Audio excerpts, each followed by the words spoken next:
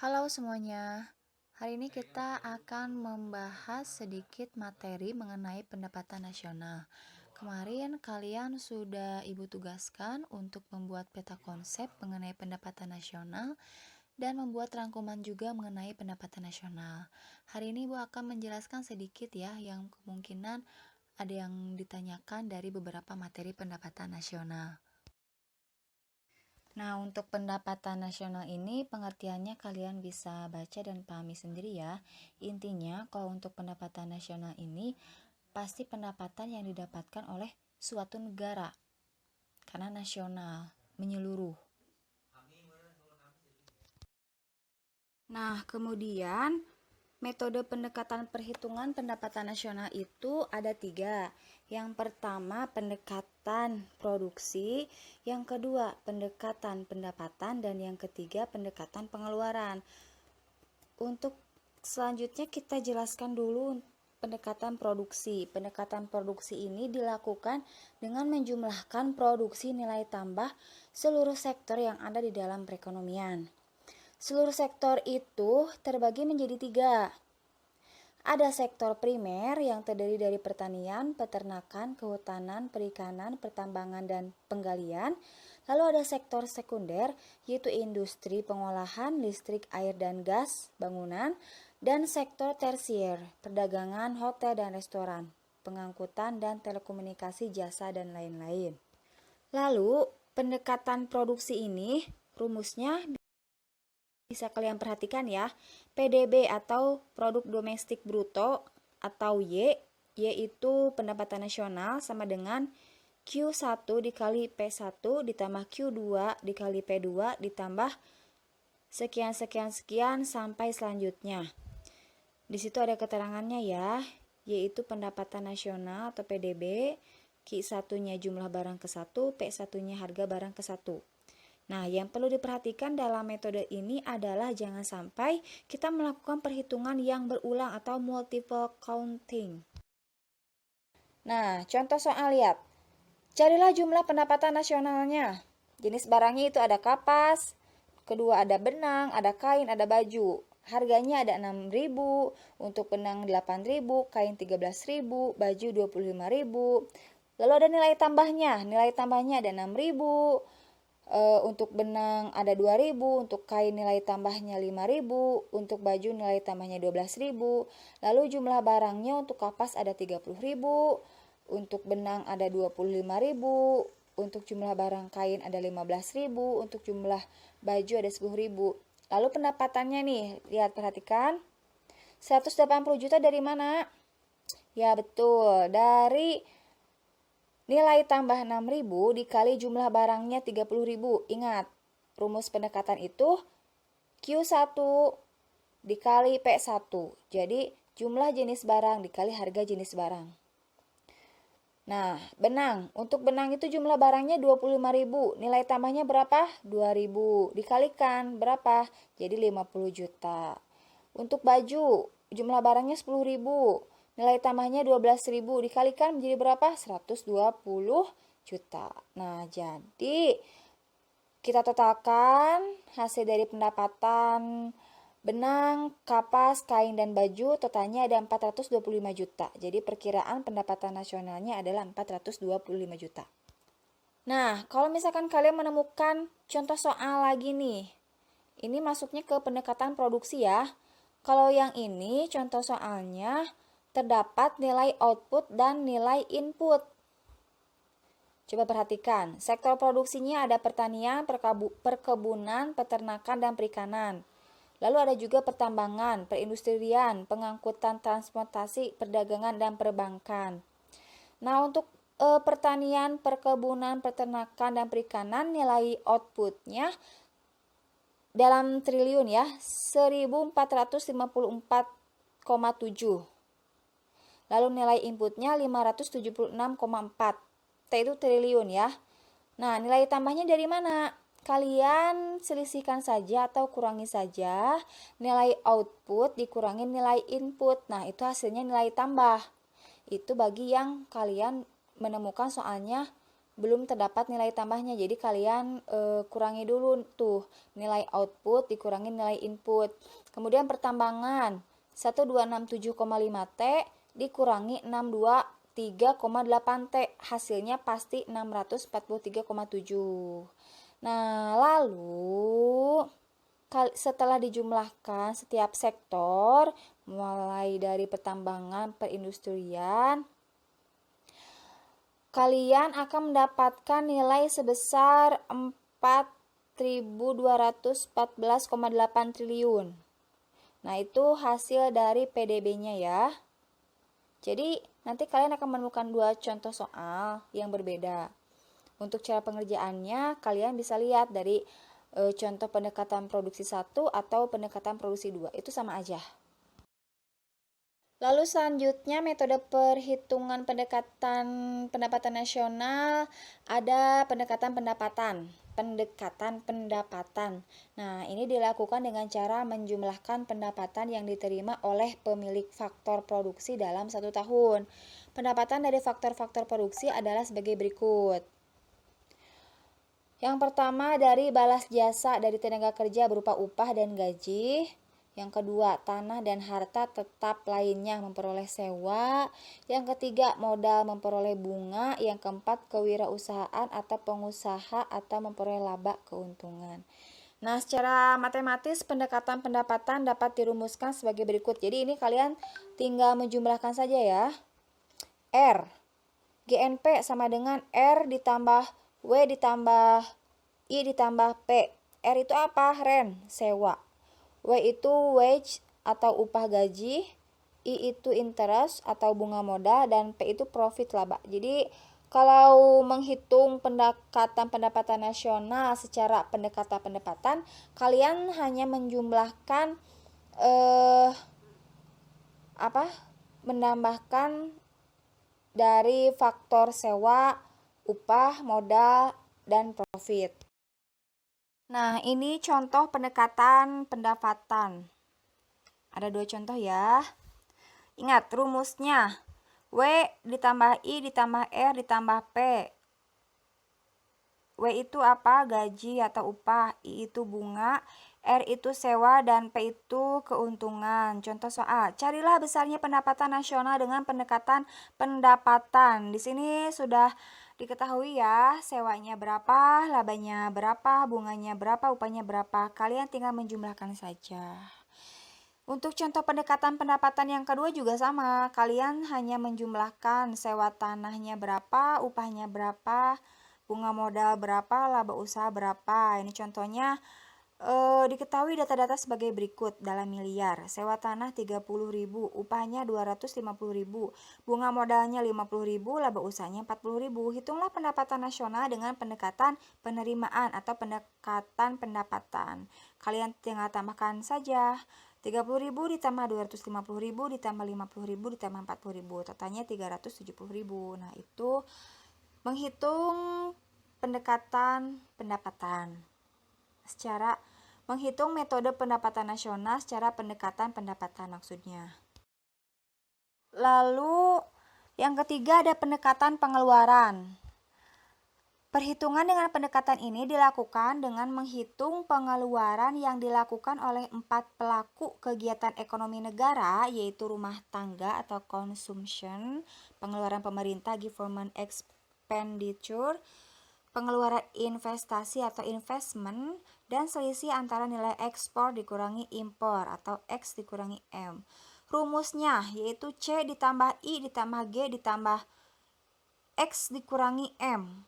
C itu untuk pengeluaran konsumsi, I itu investasi, G itu pengeluaran pemerintah, X ekspor, dan M impor. Nah, kita langsung contoh ke soal pendekatan pengeluaran. Perhatikan contoh berikut. Berikut ini data yang diperlukan dalam perhitungan pendapatan nasional. Konsumsi sebesar 27.500.000, investasi atau pengeluaran swasta sebesar 39 juta, lalu ada pengeluaran pemerintah sebesar 13.500.000, ekspornya 9 juta, dan impornya 6.500.000. Dengan menggunakan rumus di atas, maka perhitungannya adalah, nah ingat, jangan sampai ketuker ya. rumus pendekatan pendapatan sama rumus pendekatan pengeluaran. Kalau pendekatan pengeluaran itu pasti ada ekspor impor. Jadi kalian sebelum menjumlahkan, kalian selisihkan dulu antara ekspor dan impornya berapa. Tinggal kalian jumlahkan dengan konsumsi, investasi, dan pengeluaran pemerintah. Kita lihat ya, Y sama dengan pendapatan nasional, rumusnya C ditambah I ditambah G ditambah X kurangi M. 27.500.000 ditambah 39 juta ditambah 13.500.000 ditambah dalam kurung dulu 9 juta dikurangi 6.500.000 berapa? Nah, jadi total semuanya ada 82.500.000. Ini kalian juga bisa lihat soal pendekatan pengeluaran yang kedua ya. Tidak jauh berbeda.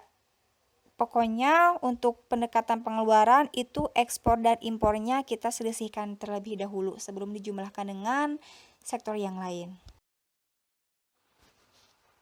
Lalu konsep-konsep pendapatan nasional. Kemarin kalian sudah membuat peta konsep kan ya? Yang termasuk konsep-konsep pendapatan nasional itu salah satunya ada GDP, GNP, DI, PNN. Nah, apa itu GDP? GDP itu Gross Domestic Product, adalah jumlah seluruh produk berupa barang dan jasa yang dihasilkan oleh warga suatu negara, baik warga negara itu sendiri maupun warga negara asing dalam waktu 1 tahun. Konsep GDP ini menekankan penghasilan suatu negara dilihat dari sisi kewilayahannya. Misalkan ada negara asing, negara Cina yang tinggal di Indonesia. Nah, jumlah atau hasil produk dan hasil pendapatan warga negara asing itu kita masukkan ke dalam pendapatan nasional, itu masuknya ke dalam GDP. Jadi GDP tuh meskipun dia warga negara asing tapi dia tinggal di Indonesia, maka produk berupa barang dan jasanya itu dihitung dan masuk ke dalam GDP. Jadi masuk ke dalam produk domestik bruto. Berbeda dengan GNP, kalau GNP atau Gross National Product, jumlah seluruh produk berupa barang dan jasa yang dihasilkan oleh warga negara dalam waktu 1 tahun. Konsep GNP menekankan pada sisi kewarganegaraannya. Besarnya GNP merupakan GDP yang telah ditambah dengan pendapatan WNI di luar negeri dan dikurangi dengan pendapatan WNA di dalam negeri. Jadi kalau GNP tuh menekankan kewarganegaraan tuh maksudnya meskipun tenaga kerja Indonesia yang bekerja di Malaysia tetap penghasilan mereka dalam menghasilkan produk ataupun jasa tetap masuk ke dalam GNP, bukan ke dalam GDP. Ingat ya, dan jangan sampai tertukar. Lalu rumus GNP itu adalah sama dengan GDP ditambah pendapatan WNI di luar negeri, lalu dikurangi pendapatan WNA di dalam negeri, atau GNP adalah GDP dikurangi pendapatan neto atas faktor dari luar negeri. Lalu konsep-konsep pendapatan nasional lainnya ada NNP atau Net National Product. Adalah hasil produksi yang dihasilkan oleh suatu negara setelah dikurangi penyusutan modal. Rumusnya apa? Rumusnya GNP dikurangi depresiasi atau penyusutan barang dan modal. Lalu selanjutnya ada NNI, Net National Income atau pendapatan nasional neto. NNI ini didapatkan dengan mengurangi produk nasional neto dengan pajak tidak langsung. Nah, NNI ini rumusnya NNP itu tadi yang di atasnya dikurangi pajak tidak langsung. Lalu ada PI atau personal income atau pendapatan perorangan, yaitu pendapatan yang berhak diterima oleh seseorang sebagai bentuk balas jasa atas keikutsertaannya dalam proses produksi atau pendapatan yang secara formal diterima oleh masyarakat. PI ini rumusnya yaitu NNI ditambah transfer payment dikurangi dalam kurung laba ditahan, ditambah iuran asuransi, ditambah iuran jaminan sosial, ditambah pajak perseroan. Nah, itu menghasilkan personal income atau disingkat PI. Nah, konsep pendapatan nasional yang terakhir ada DI atau disposable income atau pendapatan disposable. Adalah pendapatan yang benar-benar diterima oleh masyarakat dan siap untuk dibelanjakan dan selebihnya menjadi tabungan yang disalurkan menjadi investasi. DI ini rumusnya apa? PI dikurangi pajak langsung. PI ini kan tadi personal income ya, atau pendapatan perseorangan dikurangi pajak langsung. Nah, itu konsep-konsep pendapatan nasional yang saling berhubungan. Lalu ada manfaat pendapatan nasional. Nah, kemarin kalian sudah menulis juga kan dari materi yang diberikan kemarin. Manfaat pendapatan nasional itu ada beberapa, salah satunya mengetahui struktur perekonomian suatu negara. Maksudnya itu, jadi kita bisa mengetahui apakah perekonomian Indonesia ini dalam keadaan baik atau dalam keadaan terpuruk. Dari apa? Salah satunya dari pendapatan nasional. Lalu yang kedua, mengetahui perkembangan perekonomian dari tahun ke tahun.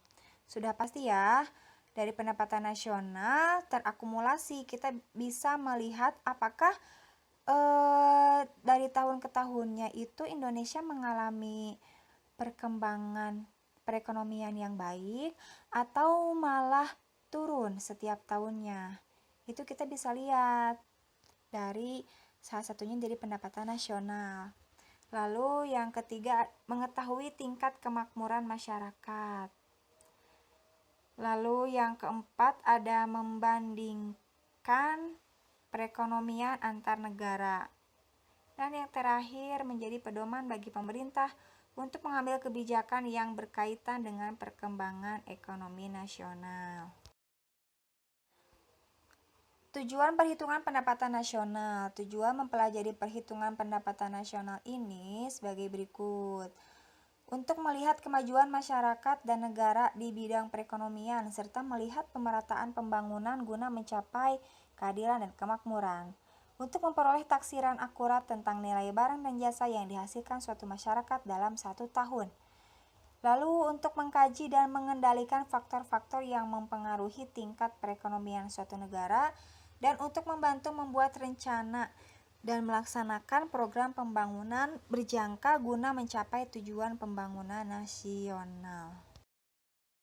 Lalu ada faktor-faktor yang mempengaruhi pendapatan nasional. Yang pertama, kualitas sumber daya manusia.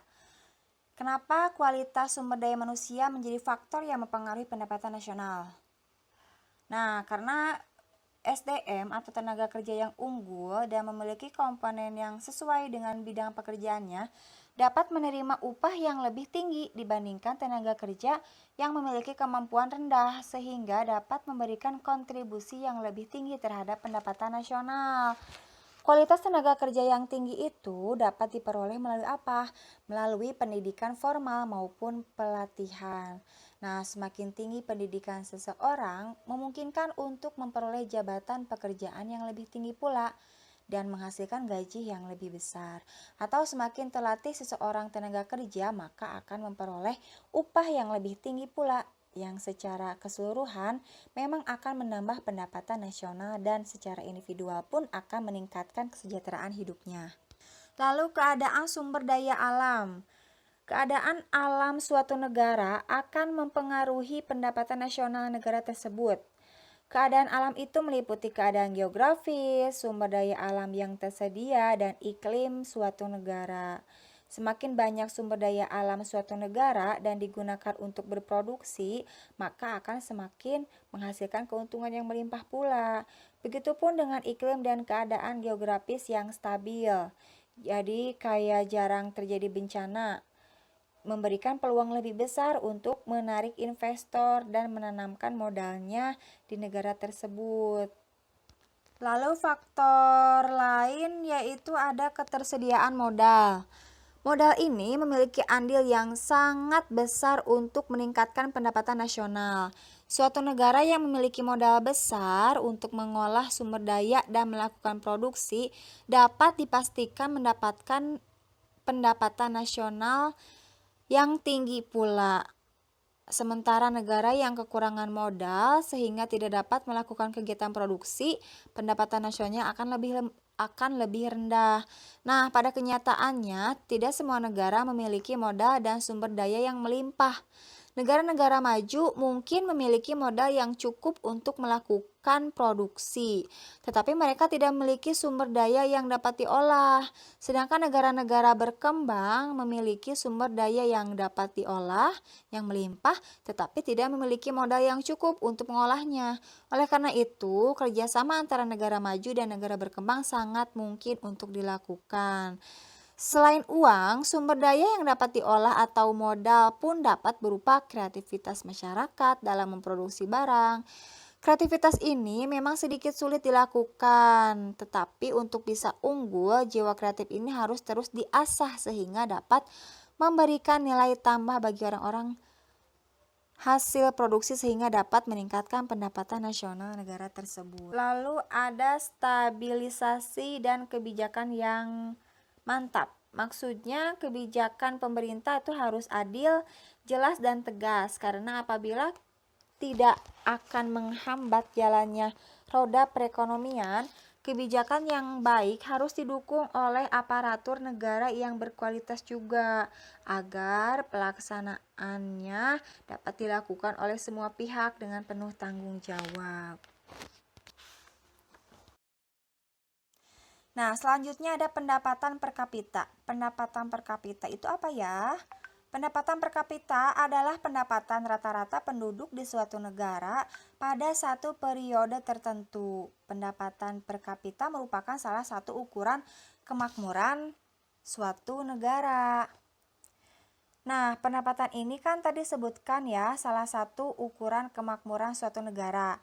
Negara yang memiliki nilai pendapatan nasional tinggi belum tentu loh lebih makmur dibanding dengan negara yang berpendapatan rendah. Kenapa? Karena banyaknya jumlah penduduk pun menentukan kemakmuran negara tersebut.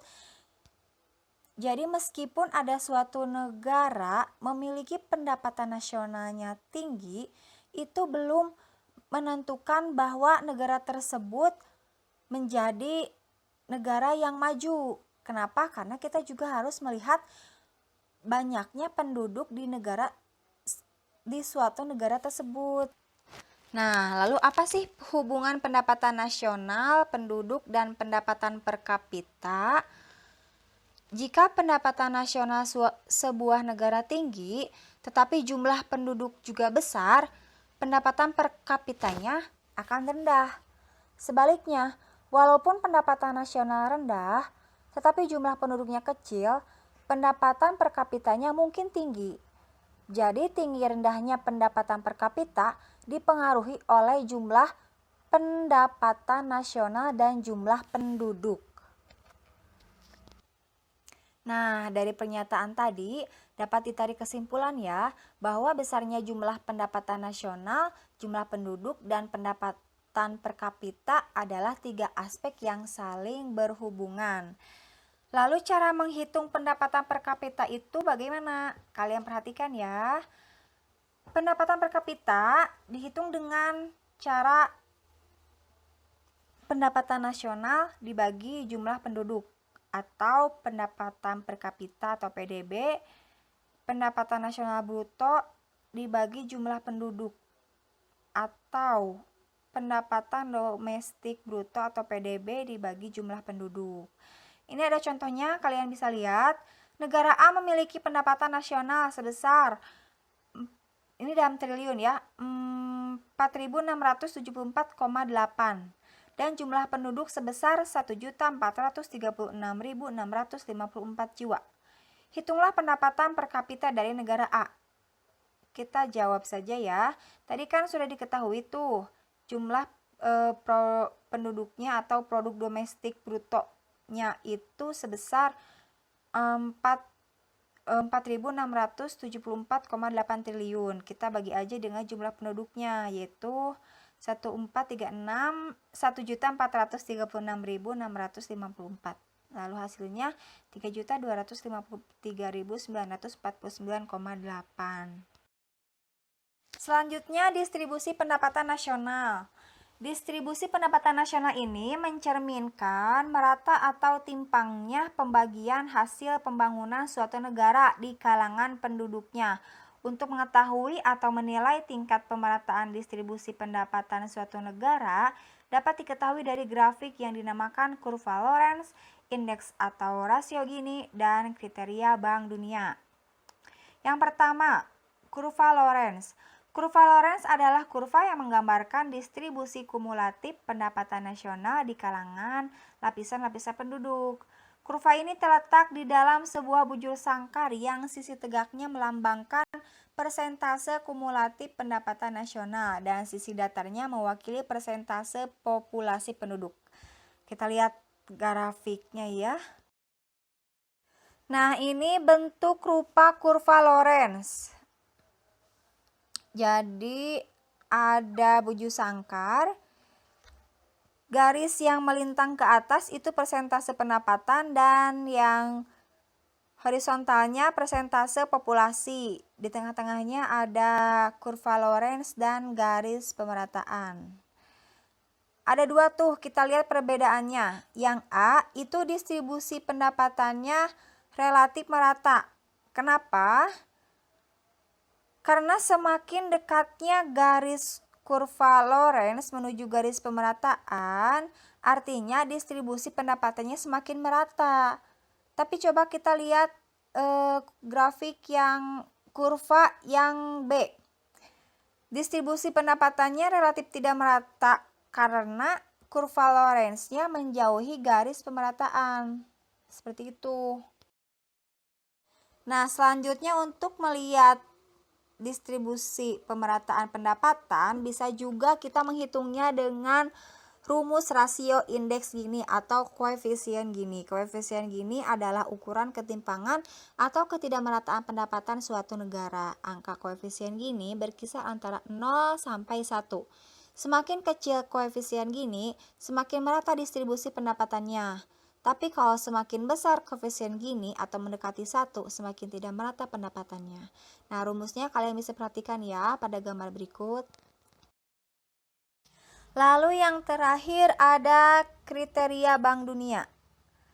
Menurut Bank Dunia, kriteria ketidakmerataan itu didasarkan pada bagian atau persentase pendapatan nasional yang dinikmati oleh 3 lapisan penduduk. Ketiga lapisan penduduk tersebut yaitu sebagai berikut. Ketimpangan tinggi apabila 40% penduduk berpendapatan rendah menerima kurang dari 12% dari total pendapatan. Yang kedua, ketimpangan disebut sedang apabila 40% penduduk berpendapatan rendah menerima 12% sampai 17% dari total pendapatan. Yang ketiga, ketimpangan rendah apabila 40% penduduk berpendapatan rendah menerima 17% dari total pendapatan. Nah, ini menurut kriteria Bank Dunia ya, atas ketidakmerataan suatu persentase pendapatan nasional.